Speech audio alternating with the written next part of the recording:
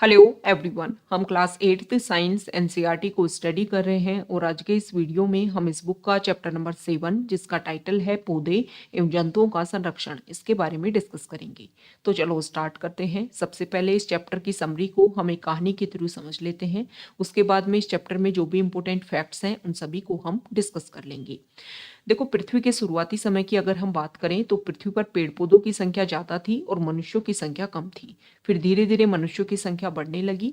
जब मनुष्यों की संख्या बढ़ने लगी तो उनकी आवश्यकता के अकॉर्डिंग भूमि की भी ज्यादा जरूरत पड़ने लगी। तो ज्यादा भूमि की प्राप्ति के लिए जो पेड़ पौधे ज्यादा संख्या में थे उनकी कटाई की जाने लगी। इसकी वजह से वनों में, जंगलों में, उन पेड़ पौधों में जो जीव जंतु रहते थे उनको भी नुकसान होने लगा। और इसीलिए जब पेड़ पौधों को और जीव जंतुओं को नुकसान होने लगा तो उनको संरक्षित करने के लिए राष्ट्रीय उद्यान, वन्य जंतु अभ्यारण्य और जैव मंडल संरक्षित क्षेत्र, इन सभी को स्थापित किया गया। तो इस चैप्टर में जो भी समस्या है जिसकी वजह से वनों की कटाई ये सब देखने को मिला, उन सभी के बारे में हम डिस्कस करेंगे और फिर उस समस्या के समाधान के लिए किन किन पॉइंट्स को रखा गया उन सभी के बारे में हम यहाँ पर क्लियर एक्सप्लेन्ड वे में डिस्कस करने वाले हैं। तो सबसे पहले यहाँ पर चैप्टर में कुछ अभ्यारण्यों के नाम दे रखे हैं जिनकी लोकेशन हमें पता होनी चाहिए। जैसे कि सबसे पहले भरतपुर अभ्यारण्य, ये हमारे भारत का जो राजस्थान स्टेट है वहां पर लोकेटेड है। काजीरंगा राष्ट्रीय उद्यान असम स्टेट में है। लोकचाऊ वन्य जंतु अभ्यारण्य, ये इंडो म्यांमार जो बॉर्डर एरिया है वहां पर एग्जिस्ट करता है। ग्रेट निकोबार बायोस्फीयर रिजर्व, ये अंडमान एंड निकोबार आइलैंड पर लोकेटेड है। इसके बाद में हम बात कर लेते हैं वन उन्मूलन एवं इसके कारण। चैप्टर के स्टार्टिंग में हमने पढ़ा कि जनसंख्या जैसे जैसे बढ़ी पेड़ों की कटाई की गई। तो वन उन्मूलन क्या है और क्या इसके बेसिक रीजन थे जिसकी वजह से पेड़ों को काटा गया। देखो, हमारी पृथ्वी पर बहुत ही प्रकार के पेड़ पौधे और जंतु जो हैं वो पाए जाते हैं और ये पेड़ पौधे और जंतु जो हैं वो मानव जाति के अस्तित्व एवं भली प्रकार से रहने के लिए आवश्यक होते हैं। प्रेजेंट टाइम में, मतलब आज के दिन अगर हम बात करें तो इन जीवों के अस्तित्व के लिए वन उन्मूलन एक बहुत बड़ा खतरा बन गया है। पेड़ों को काटना जो है वो एक बहुत बड़ा खतरा बन गया है। पेड़ों को नष्ट करना जो है वो इन जीव जंतुओं के लिए काफी बड़ा खतरा बन गया है। हम जानते हैं वन उन्मूलन का अर्थ है वनों को समाप्त करना और उस वनों को समाप्त करने पर जो भूमि हमें मिलती है उस भूमि का अन्य कार्यों में उपयोग करना।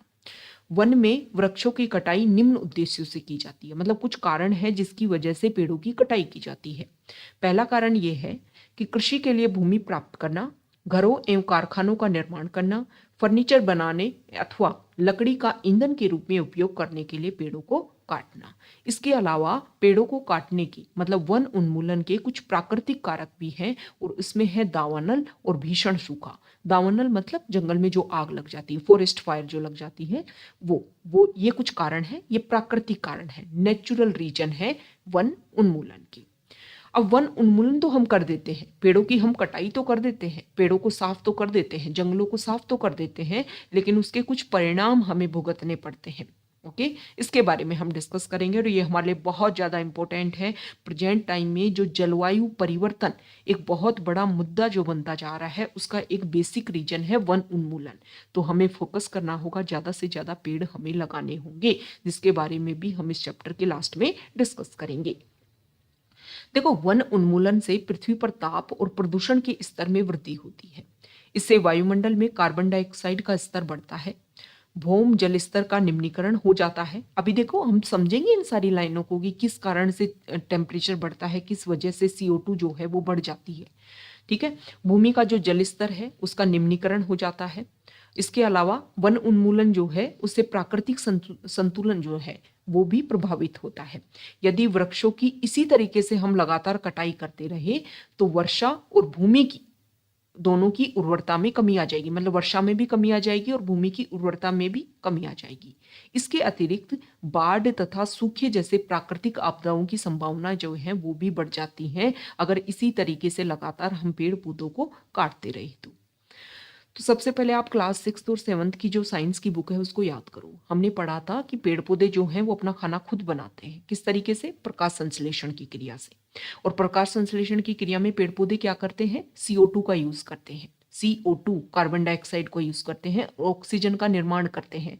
ऑक्सीजन जो है वो जब प्रोडक्ट बनता है उनका, उसमें एक बाई प्रोडक्ट के रूप में ऑक्सीजन भी निकलती है। ओके, तो प्रकाश संश्लेषण अब पेड़ पौधों की संख्या, पेड़ पौधों को हम काटते जा रहे हैं, काटते जा रहे हैं, काटते जा रहे हैं, तो जो CO2 श्वसन की क्रिया के द्वारा बाहर निकल रही है वो CO2 बढ़ती जाएगी, क्योंकि उसको कंज्यूम करने के लिए जो पेड़ पौधे हैं वो तो बहुत कम होते जा रहे हैं।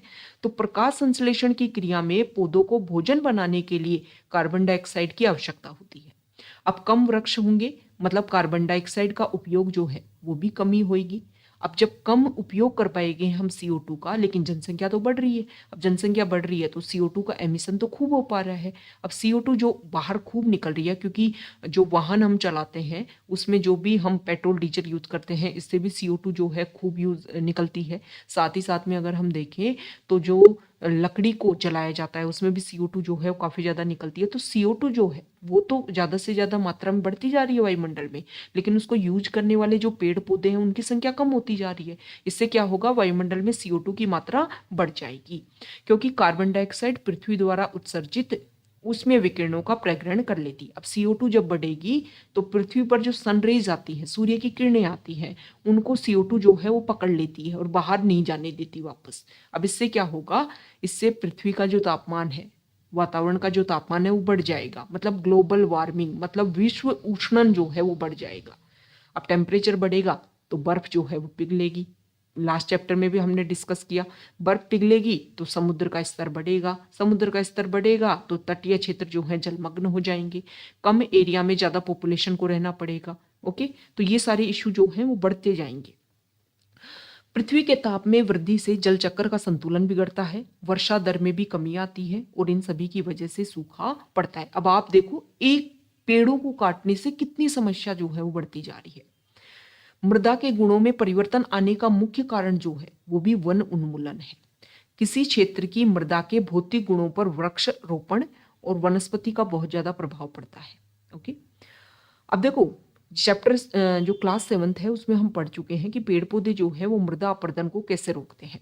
पेड़ पौधे क्या करते हैं, अपनी जड़ों से मृदा को बांधे रखते हैं, तो जब वर्षा गिरती है तो जो मिट्टी है वो कटती नहीं है। अब पेड़ पौधे नहीं होंगे तो मिट्टी जो है वो कट जाएगी, तो मृदा की जो ऊपरी परत है वो हट जाएगी मृदा अपरदन की वजह से।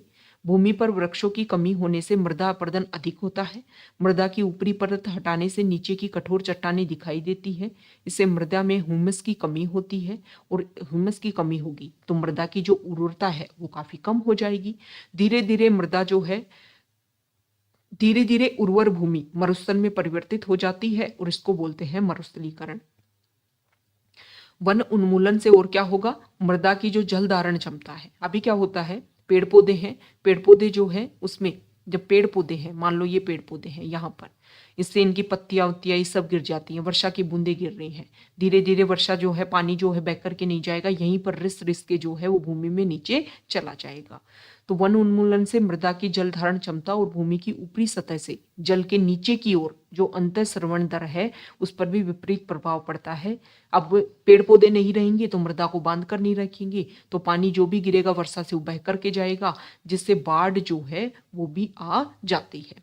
मृदा के अन्य गुण जैसे कि पोषक तत्व, गठन इत्यादि भी वन उन्मूलन के कारण प्रभावित होते हैं। और क्लास 7th में हमने ये भी पढ़ा था कि वन जो है उनसे हमें बहुत सारे उत्पाद मिलते हैं, तो इनके बारे में आप अपने कमेंट बॉक्स में बता सकते हो कि कौन कौन से महत्वपूर्ण उत्पाद जो हैं वो हमें वनों से मिलते हैं। क्लास 7th का जो चैप्टर है उसको जाकर के आप रीड कीजिए, नहीं आपने रीड किया है तो आप हमारी प्लेलिस्ट में वीडियो अवेलेबल है, वो जाकर के देख सकते हो, क्लास 7th की साइंस की, हिंदी मीडियम और इंग्लिश मीडियम दोनों के लिए। तो ये हमने देखा कि वन उन्मूलन किन कारणों से वन उन्मूलन किया जाता है, और अगर आपने वन उन्मूलन किया तो उसकी वजह से क्या क्या परिणाम आपको भुगतना पड़ेगा, आपको नहीं मतलब हम सबको भुगतना पड़ेगा। अब पेड़ों को तो काट दिया, अब वन और वन प्राणी जो है उनका संरक्षण जो है वो हम कैसे करें, किस तरीके से उनको हम बचा सकते हैं। तो यहाँ पर जो बच्चे हैं उन इस चैप्टर को समझाने के लिए, वनों के महत्व को समझाने के लिए जो क्लास 7th में जो हमने पढ़ा था ना, प्रोफेसर अहमद वाला चैप्टर है, उसी को यहाँ पर रेगुलर किया गया है कि बच्चों को यहाँ पर वो क्षेत्र जिनको संरक्षित क्षेत्र के रूप में स्थापित किया गया है उसकी विजिट यहाँ पर करवाई जाएगी। तो पंचमढ़ी जैव मंडलीय संरक्षित क्षेत्र जो है उसको चुना गया है, वहां पर इनको भेजा जा रहा है। इसलिए चुना गया है ये पंचमढ़ी जो जैव मंडलीय संरक्षित क्षेत्र है, यहाँ पर हमारे भारत का जो उत्तरी क्षेत्र है, मतलब हिमालय वाला क्षेत्र है, वहां पर जो भी वनस्पति मिलती है वो भी यहाँ पाई जाती है पचमढ़ी जैव मंडलीय संरक्षित क्षेत्र में। और हमारे भारत के दक्षिण में जो पश्चिमी घाट है वहां पर जो जैव विविधता पाई जाती है वो भी यहाँ पर उसके अवशेष भी देखने को मिलते हैं।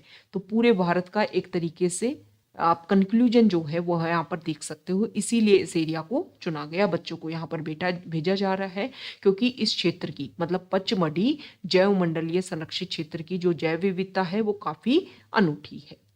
अब यहाँ पर बच्चों के थ्रू जो है वो हमें भी बेसिक बातें बताई जाएंगी। तो सबसे पहले तो यहाँ पर जैव मंडल को समझाया गया है कि जैव मंडल, अभी हमने पढ़ा ना पचमढ़ी जैव मंडलीय संरक्षित क्षेत्र। जैवमंडल पृथ्वी का वह भाग होता है जिसमें सजीव पाए जाते हैं अथवा जो जीवन यापन के योग्य है। जैव विविधता का अर्थ है पृथ्वी पर पाए जाने वाले विभिन्न जीवों की प्रजातियां, उनके पारस्परिक संबंध और पर्यावरण से उनका संबंध। मतलब जो विभिन्न प्रकार की जो जातियां पाई जाती है ना, पेड़ पौधों की, जीव जंतुओं की, उनके आपस में संबंध और फिर पर्यावरण के उनके संबंध, इन सभी को क्या बोला जाता है, एक तरीके से जैवमंडल। ओके, ये सारी जो डाइवर्सिटी है, मतलब जो बायोस्फीयर जो हमारा है वो पृथ्वी का एक भाग है जहाँ पर सारे सजीव जो हैं वो पाए जाते हैं और वहाँ पर वो सारी कंडीशन पाई जाती हैं कि वो अपना जीवन यापन अच्छे से कर सकते हैं। ओके, तो यहाँ पर बताया गया है कि देखो वनों और वन्य जंतु जो है उनकी सुरक्षा के लिए जो हमारी सरकार है, लोग अपने व्यक्तिगत लेवल पर भी बहुत सारी एजेंसियां जो हैं वो काम कर रही हैं। सरकार वन और वन्य जंतुओं की सुरक्षा और संरक्षण हेतु नियम, विधियां और नीतियां बनाती है। वन्य जंतु अभ्यारण्य, राष्ट्रीय उद्यान, जैव मंडल संरक्षित क्षेत्र इत्यादि पौधों और जंतुओं के लिए संरक्षित और सुरक्षित क्षेत्र है, जिसके बारे में हमने चैप्टर में स्टार्टिंग में देखा था ना। इनको क्यों स्थापित किया गया है? पेड़ पौधों और जंतुओं के संरक्षण के लिए और उनको सुरक्षित क्षेत्र प्रोवाइड करने के लिए। देखो, वनस्पति जात और प्राणी जात और उनके आवासों के संरक्षण हेतु संरक्षित क्षेत्र चिन्हित किए गए, जिन्हें वन्य जीव अभ्यारण्य, राष्ट्रीय उद्यान और जैव मंडल आरक्षित क्षेत्र कहते हैं। वृक्षारोपण, कृषि, चारागाह, वृक्षों की कटाई, शिकार, खाल प्राप्त करने हेतु शिकार मतलब पोचिंग इन क्षेत्रों में निषिद्ध है। ये सारी चीजें जो हैं वो इन तीनों एरिया में निषिद्ध है। जहां पर भी आपको राष्ट्रीय उद्यान देखें वहां पर आप ये चीजें जो है वो नहीं कर सकते हो। तो सबसे पहले बात करेंगे वन्य जीव अभ्यारण्य की। ये वो क्षेत्र होते हैं जहां पर जंतु और उनके आवास किसी भी प्रकार के विक्षोभ से सुरक्षित रहते हैं। मतलब इंटरफेयर जो है वो यहाँ पर नहीं देखने को मिलता, जीव जंतु जो है वो अपने क्षेत्र में आराम से रहते हैं। राष्ट्रीय उद्यान वन्य जंतुओं के लिए आरक्षित क्षेत्र जहां पर वो स्वतंत्र रूप से आवास करते हैं और प्राकृतिक संसाधनों का उपयोग कर सकते हैं। जैव मंडल आरक्षित क्षेत्र वन्य जीवन, पौधों और जंतु संसाधनों मतलब पेड़ पौधे भी और जंतु, इन सभी के अलावा उस क्षेत्र के जो आदिवासी हैं वो पारंपरिक ढंग से जीवन यापन हेतु विशाल संरक्षित क्षेत्र है। मतलब वहां पर जो लोग रह रहे हैं, जो भी ट्राइबल लोग रहते हैं वो भी वहां रह सकते हैं, जीव जंतु पेड़ पौधे सभी वहां पर रह रहे हैं। तो हम सबसे पहले बात करेंगे जैव मंडल आरक्षण की। किसकी बात करेंगे? जैव मंडल आरक्षण की। तो यहाँ पर पंचबड़ी जैव मंडल आरक्षण जो है वहां पर भेजा गया है। तो जैव विविधता के संरक्षण के उद्देश्य से जैव मंडल आरक्षित क्षेत्र बनाए गए हैं। मतलब किसी एरिया में जो भी वहां पर जैव विविधता, चाहे वहां पर पेड़ पौधे हों, चाहे वहां पर जीव जंतु हों, चाहे वहां पर लोग रह रहे हों, उन सभी को संरक्षित करने के लिए जैव मंडल आरक्षित क्षेत्र बनाए गए हैं। जैव विविधता क्या होती है? किसी क्षेत्र विशेष में पाए जाने वाले सभी पेड़ पौधों, जंतुओं और सूक्ष्म जीवों की विभिन्न प्रजातियां जो है उसको बोला जाता है उस क्षेत्र की जैव विविधता। तो किसी क्षेत्र का जैव मंडल आरक्षित क्षेत्र उस क्षेत्र की जैव विविधता और संस्कृति को बनाए रखने में सहायक होता है। मतलब वहां पर जो नेचुरल, बस ये कर दिया जाता है किसी भी एरिया को डिक्लेयर करके कि आप इस तरीके से समझो कि ये एरिया है, तो यहाँ पर बोले जैव विविधता बहुत ज्यादा है और इसके संरक्षित करना है, तो बोल डिक्लेयर कर दिया, बोले भाई ये है जैव मंडल आरक्षित क्षेत्र। अब यहाँ पर जो भी नेचुरल तरीके से है ना उन सभी को संरक्षित करना, ये ध्यान में रखो आप। अब किसी जैव मंडल आरक्षित क्षेत्र मतलब बड़ा क्षेत्र होता है, इसके अंदर अन्य संरक्षित क्षेत्र भी हो सकते हैं। जैसे कि पचमढ़ी जैवमंडल आरक्षित क्षेत्र जो है उसमें सतपुड़ा नामक एक राष्ट्रीय उद्यान है और बोरी एवं पचमढ़ी नाम के 2 वन्य जंतु अभ्यारण्य यहाँ पर पाए जाते हैं। मैप के थ्रू हमें दिखा रखा है कि पूरा जो है वो है पचमढ़ी जैवमंडल आरक्षित क्षेत्र। इसमें पंचमढ़ी जो है वो जंतु अभ्यारण्य, पंचमढ़ी अभ्यारण्य, बोरी अभ्यारण्य और ये सतपुड़ा राष्ट्रीय उद्यान, मतलब बहुत बड़ा क्षेत्र, उसमें ये अलग अलग क्षेत्र भी स्थापित है। ओके, अब बात कर लेते हैं पेड़ पौधे और जीव जंतुओं की। मतलब पचमढ़ी जो अभ्यारण्य है, जैवमंडल अभ्यारण्य, उसकी यहाँ पर बात की गई है। तो देखो यहाँ पर लंबे लंबे सागौन के पेड़, वन्य प्राणी जो हैं अलग अलग तरीके के देखने को मिलते हैं। तो किसी विशेष क्षेत्र में जो पेड़ पौधे और जीव जंतु जो पाए जाते हैं उनको उस क्षेत्र के वनस्पति जात और प्राणी जात कहते हैं। यहाँ पर अगर हम बात करें तो साल, सागौन, आम, जामुन, सिल्वर फर्न, अर्जुन ये वनस्पति जात है। चिंकारा, नीलगाय, बार्किंग हिरण और चीतल, तेंदुआ, जंगली कुत्ता, भेड़िया ये जो है वो पचमढ़ी जैवमंडल आरक्षित क्षेत्र के प्राणी जात हैं। मतलब ये यहाँ पर पेड़ पौधे पाए जाते हैं, ये यहाँ पर जंतु पाए जाते हैं। अब ये तो हमने डिस्कस कर लिया किसके बारे में, पचमढ़ी जो जैवमंडल आरक्षित क्षेत्र है। अब देखो कोई भी जो क्षेत्र होता है ना वहां पर कुछ विशेष क्षेत्रीय प्रजाति, मतलब यहाँ पर जो है वो उड़न गिलहरी दिखाई देती है और भारतीय विशाल गिलहरी जो है वो भी यहाँ पर दिखाई देती है। कहाँ पर, पचमढ़ी जैवमंडल आरक्षित क्षेत्र में। तो ये क्या है, ये इस क्षेत्र की विशेष क्षेत्रीय जातियां हैं, मतलब ये किसी अन्य क्षेत्र में नहीं पाई जाती है। आप इस तरीके से समझो, विशेष क्षेत्रीय स्पीसीज किसको बोलते हैं, पेड़ पौधों की और जंतुओं की वह स्पीसीज या वह जाति जो किसी विशिष्ट क्षेत्र में विशिष्ट रूप से पाई जाती है, मतलब किसी विशिष्ट क्षेत्र में ही पाई जाती हो और सब जगह ना पाई जाती हो, तो उसको बोला जाता है विशेष क्षेत्र स्पीसीज। ये किसी अन्य क्षेत्र में प्राकृतिक रूप से नहीं पाई जाती। किसी विशेष प्रकार का पौधा या जंतु किसी विशेष क्षेत्र, राज्य अथवा देश की विशेष क्षेत्रीय हो सकती है। तो हमारे यहाँ पर पेड़ पौधों में तो पाए गए पंचमढ़ी जैवमंडल आरक्षित क्षेत्र में साल और जंगली आम, और जंतुओं में देखा गया यहाँ पर भारतीय विशाल गिलहरी और उड़ने वाली गिलहरी। अब देखो ये जो विशेष क्षेत्रीय प्रजाति है, मतलब ये किसी स्पेशल जगह ही पाई जाती है। जैसे कोई भी राष्ट्रीय उद्यान है, वहां पर कोई स्पेसिफिक एक ऐसा पेड़ पौधा होगा या जीव जंतु होगा जो वहां पर स्पेशल पाया जाता है, जो अन्य जगह ना पाया जाता हो। तो क्या हो रहा है कि इन जातियों के आवास नष्ट हो रहे हैं, बढ़ती हुई जनसंख्या और नई स्पीसीज के प्रवेश से जो विशेष क्षेत्रीय स्पीसीज हैं उनके प्राकृतिक आवास पर प्रभाव पड़ सकता है और इनके अस्तित्व को खतरा हो सकता है, क्योंकि ये सभी जगह तो पाए नहीं जाते। ओके, अब जैसे अगर हम बात करें, बंदर जो हैं वो आपको हर जंगल में लगभग देखने को मिलेंगी, लेकिन अगर कोई ऐसी जीव जंतु जो सिर्फ एक जगह ही पाया जाता है, अगर वहां भी उसके आवास को खतरा हो रहा है तो उसकी संख्या धीरे धीरे कम होती जाएगी और वो खत्म हो जाएंगी, हमेशा के लिए क्या हो जाएंगे, विलुप्त हो जाएंगी। जैसे कि बात करो हमारे भारत में किसको वापस लाया गया है, हमारे भारत में वापस लाया गया है चीता को। चीता को रीइंट्रोड्यूस किया गया है ना इंडिया में। क्यों? क्योंकि संख्या जो है वो धीरे धीरे कम हो गई, उनको मार दिया गया राजाओं के द्वारा। बची हुई जो पॉपुलेशन थी वो आवास के कारण, उनके आवास क्षेत्र जब खत्म होते गए तो वो वैसे खत्म हो गए। तो फिर अब लाया गया है कहाँ से, अफ्रीका जो महाद्वीप है वहाँ के नामीबिया जो देश है वहाँ से लाया गया है। स्पीसीज ये वर्ड हम सुन रहे हैं, तो स्पीसीज क्या होता है, सजीवों की समष्टि का वह समूह। मतलब एक तरीके से आप ये मानिए कि जो पॉपुलेशन होती है उसमें से वो समूह, वो एक अलग कलेक्शन जिनके बहुत सारे गुण जो हैं, सामान्य लक्षण, एक जाति के जो सदस्य होते हैं ना उनमें सभी में सामान्य लक्षण पाए जाते हैं। साथ ही साथ वो एक दूसरे के साथ अंतर्जनन करने में सक्षम होते हैं। मतलब एक जाति के सदस्य केवल अपनी जाति के सदस्यों के साथ में अन्य जाति के सदस्यों को छोड़कर जननक्षम संतान उत्पन्न कर सकते हैं, तो इसको बोला जाता है स्पीसीज। तो विशेष क्षेत्रीय स्पीसीज हमने समझ ली। अब बात कर लेते हैं वन्य प्राणी अभ्यारण्य की। तो देखो आरक्षित वनों की तरह ही कुछ ऐसे क्षेत्र होते हैं जहां पर वन्य प्राणी, मतलब वनों में जो पाए जाते हैं जीव जंतु, उनको सुरक्षित और संरक्षित किया जाता है, तो उनको बोला जाता है वन्य प्राणी अभ्यारण्य। जो वन्य प्राणी अभ्यारण्य क्षेत्र होता है वहां पर प्राणियों अथवा जंतुओं को मारना या उनका शिकार करना, उनको पकड़ना पूर्णतः निषिद्ध और दंडनीय अपराध होता है। तो देखो हम देख रहे हैं कि धीरे धीरे कुछ जीव जंतु ऐसे हैं जिनकी संख्या काफी कम होती जा रही है, जैसे कि काले हिरण, श्वेत आंखों वाले हिरण, हाथी, सुनहरी बिल्ली, गुलाबी सिर वाली बतख, घड़ियाल, कच्छ मगरमच्छ, अजगर, गेंडा इत्यादि हमारे वन्य प्राणी अभ्यारण्यों में सुरक्षित और संरक्षित हैं। ओके। और भारतीय जो अभ्यारण्य है उनमें अनूठे दृश्य भूमि, बड़े समतल वन, पहाड़ी वन, बड़ी नदियों की डेल्टा की झाड़ी भूमि तथा बुशलैंड है। मतलब कहाँ कहाँ पर जो है वो अभ्यारण्य, हमारे अभ्यारण्य, तो सभी जगह अभ्यारण्य जो है जहाँ भी लगता है यहाँ संरक्षित कर दिया जाए तो वहीं पर अभ्यारण्य बना दिया जाता है। ओके। अब देखो जो संरक्षित वन है उसमें जो जीव है वो सुरक्षित नहीं है, क्योंकि आसपास में रहने वाले जो क्षेत्र लोग जो हैं, उन क्षेत्रों में जो लोग रहते हैं वो उन वनों का अतिक्रमण करके धीरे धीरे उनको नष्ट कर रहे हैं। तो यहाँ पर बताया गया है कि फिर इन जानवरों को आप चिड़ियाघर में भेज दो। अरे भाई, जंगल में जो जानवर रह रहे हैं वो चिड़ियाघर में आपने देखा हो ना किस तरीके से पिंजरे में बंद रहते हैं, वो अपना खुला जीवन थोड़ा ना जी पाते हैं।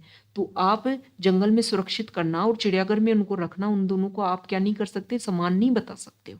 ओके। अब बात कर लेते हैं राष्ट्रीय उद्यान की। तो हमने ये देखा कि पचमढ़ी जो जैव मंडल आरक्षित क्षेत्र है उसमें सतपुड़ा राष्ट्रीय उद्यान भी है। तो राष्ट्रीय उद्यान क्या होता है? यह विशाल आरक्षित क्षेत्र है जो पर्यावरण के संपूर्ण संगठनों को संरक्षण देने में पर्याप्त है। इसे कहते हैं राष्ट्रीय उद्यान। मतलब किसी भी जगह पर जो वनस्पति जात है, जो प्राणी जात है, जो दृश्य भूमि है, जो ऐतिहासिक वस्तु है, उन सभी का संरक्षण किया जाता है राष्ट्रीय उद्यान में। और सतपुड़ा राष्ट्रीय उद्यान भारत का प्रथम आरक्षित वन है। सर्वोत्तम किस्म की टीक मतलब सागौन इस वन में मिलती है। जो सतपुड़ा राष्ट्रीय उद्यान है उसमें चट्टानों के आवास भी मिलते हैं। ये हमें बताते हैं प्रागैतिहासिक प्रमाण कि आदि मानव जो है उसने अपना जीवन यापन यहाँ पर किया था। यहाँ की जो चट्टानें हैं इस राष्ट्रीय उद्यान की, उसमें मानवीय आवासों में कुछ पेंटिंग कलाकृति भी मिलती है। पचमढ़ी जैवमंडल संरक्षित क्षेत्र में 55 चट्टान आवास, क्योंकि हमने देखा कि स्टार्टिंग में जो मानव था जब वो धीरे धीरे उन्होंने एक जगह रहना शुरू नहीं किया था तो आश्रय के रूप में जो चट्टानें हैं उनका यूज करते थे, गुफाओं का यूज करते थे। ओके। तो ये पचमढ़ी जो सतपुड़ा राष्ट्रीय उद्यान जो है वहां पर इसके अवशेष हमें मिले हैं। अब देखो यहाँ पर ये बताया गया है जो सतपुड़ा राष्ट्रीय उद्यान है वो एक बाघ आरक्षित क्षेत्र में है। 1973 में हमारी जो सरकार है उन्होंने टाइगर को बचाने के लिए, बाघ को बचाने के लिए जो है वो एक योजना चलाई थी ताकि जो बाघ है उनकी संख्या को हम बचा सके, क्योंकि समय के साथ में इनकी संख्या जो है वो काफी कम हो रही थी। तो इसीलिए सतपुड़ा बाघ आरक्षित क्षेत्र जो है वो सतपुड़ा राष्ट्रीय उद्यान को डिक्लेयर किया गया है ताकि यहाँ पर जो बाघ पाए जाते हैं उनको हम संरक्षित कर सकें। बाघ उन स्पीसीज में से एक है जो धीरे धीरे हमारे वनों से विलुप्त होते जा रहे हैं। ओके। लेकिन सतपुड़ा आरक्षित क्षेत्र जो है वो वहां पर बाघों की संख्या में धीरे धीरे वृद्धि हो रही है।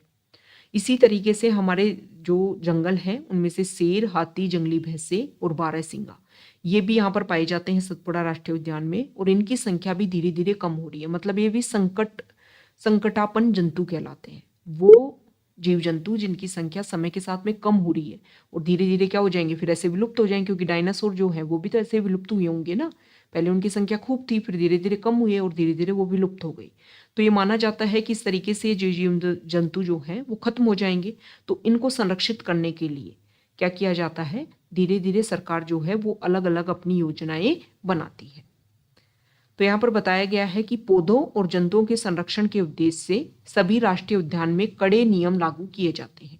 मानवीय गतिविधियां जैसे कि चराना, अवैध शिकार, जानवरों को पकड़ना या मारना, जलावन, पौधे की लकड़ी और औषधीय पौधे एकत्र करना जो है वो यहाँ पर स्वीकार्य नहीं है। अब देखो क्वेश्चन ये उठता है, हमने यहाँ पर देखा कि बड़े बड़े जो जीव जंतु हैं वो ही खत्म हो रहे हैं, क्या छोटे जीव जंतु खत्म होने से हमारे कोई फर्क नहीं पड़ता? बिल्कुल फर्क पड़ता है। अरे भाई, बड़े जीव जंतु खत्म हो रहे हैं उन पर तो हमारा ध्यान जाता है, लेकिन छोटे छोटे जो जीव जंतु हैं उनके ऊपर हमारा ध्यान नहीं जाता है। बहुत बार हम भी अपने घर में सांप, मेंढक, छिपकली, चमगादड़, उल्लू इनको मार देते हैं, लेकिन ये जो है वो हमारा जो भी पर्यावरण है उस पर बहुत ज़्यादा इनका असर देखने को मिलता है। इनका बहुत ज़्यादा योगदान है हमारे पारितंत्र में। आहार जाल और आहार श्रृंखला की ये महत्वपूर्ण भाग है, तो इनको भी हमें सुरक्षित रखना चाहिए, इनको हानि नहीं पहुंचानी चाहिए।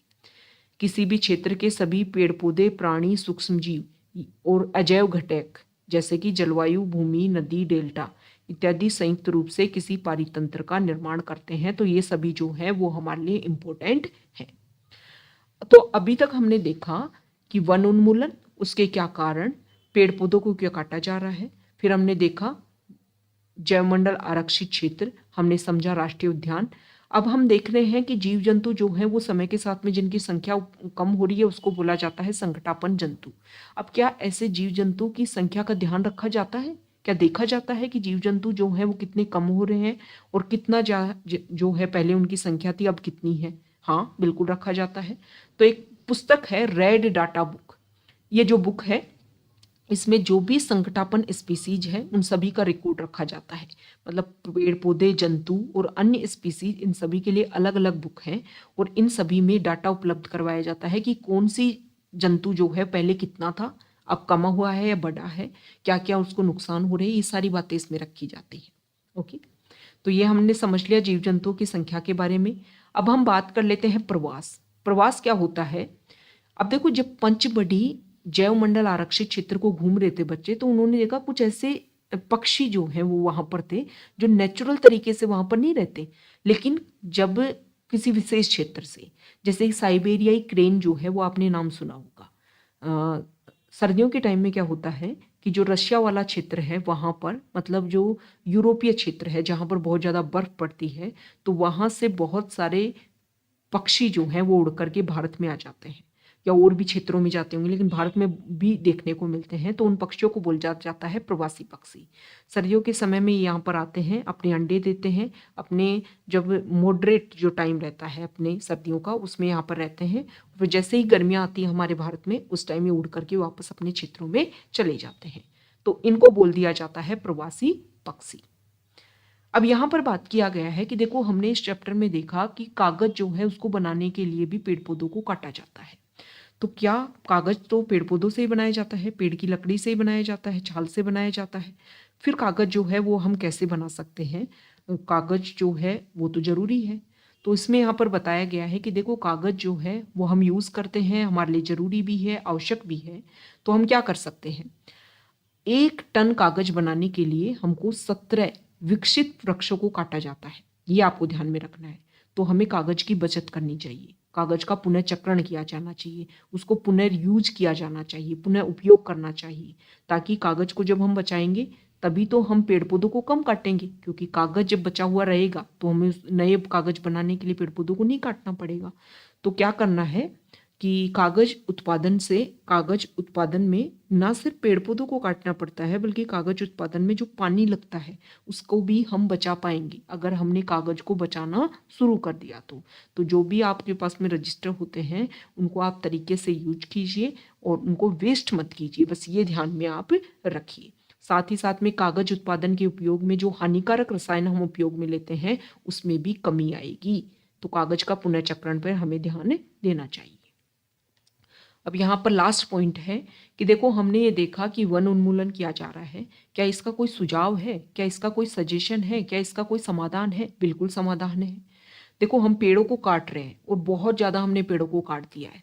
तो इसका सुझाव ये है, इसका समाधान ये है कि वनोन्मूलन का उत्तर है पुनर्वनारोपण, मतलब दोबारा से हम पेड़ों को उगाएं। अब देखो, पेड़ों को हमने इतनी ज्यादा संख्या में काट दिया है कि सिर्फ जितने हम पेड़ काट रहे हैं उतना ही उगाना हमारे लिए जरूरी नहीं है, बल्कि हम और ज्यादा संख्या में पेड़ों को उगाएं, ताकि जो हमारी आने वाली पीढ़ियां हैं उनके लिए हम एक अच्छी पृथ्वी जो है वो छोड़ करके जाएं। तो अगली पीढ़ी के लिए हरी संपदा अगर हमें बनाए रखनी है तो अधिक वृक्षारोपण ही एकमात्र विकल्प है। ओके, तो ये कर लिया हमने चैप्टर कंप्लीट। और अब कर लेंगे चैप्टर का जो सारांश है उसके बारे में, कि चैप्टर में हमने क्या क्या इंपॉर्टेंट पॉइंट डिस्कस किए। देखो, वन्य प्राणी अभ्यारण्य, राष्ट्रीय उद्यान और जैव मंडल आरक्षित क्षेत्र, ये ऐसे नाम हैं जो वन और वन्य प्राणियों को संरक्षण और परिरक्षण हेतु बने हैं। जैव विविधता का अर्थ है किसी विशिष्ट क्षेत्र में पाए जाने वाले सजीवों की विभिन्न किस्में, मतलब किसी विशेष क्षेत्र में जो भी सजीव पाए जाते हैं उनको बोला जाता है उस क्षेत्र की जैव विविधता। किसी क्षेत्र के सभी पौधे और जंतु उस क्षेत्र के वनस्पति जात और प्राणी जात के नाम से जाने जाते हैं। विशेष क्षेत्रीय स्पीसीज क्या होती हैं? वो किसी क्षेत्र विशेष में ही पाई जाती हैं। और संकटापन्न स्पीसीज क्या होती हैं? ये वो स्पीसीज हैं जो विलुप्त होने के कगार पर हैं। रेड डाटा बुक में संकटापन्न स्पीसीज का रिकॉर्ड रहता है। अब प्रवास क्या है?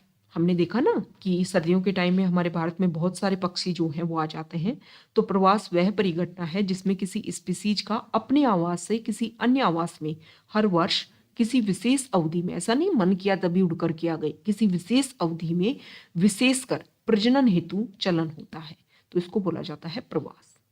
हमें वृक्ष, ऊर्जा और पानी की बचत करने के लिए कागज की बचत और उसका पुनः उपयोग और पुनः चक्रण करना चाहिए। और पुनर्वन रोपण जो है वो नष्ट किए गए वनों को पुनर्स्थापित करने के लिए रोपण करना है। पुनर्वन रोपण क्या होता है कि जो पेड़ हमने काट दिए उनके लिए दोबारा से पेड़ स्थापित करना। तो ये कर लिया है हमने चैप्टर नंबर 7 कंप्लीट। जो भी इंपॉर्टेंट फैक्ट्स हैं उन सभी को हमने यहाँ पर किया है डिस्कस।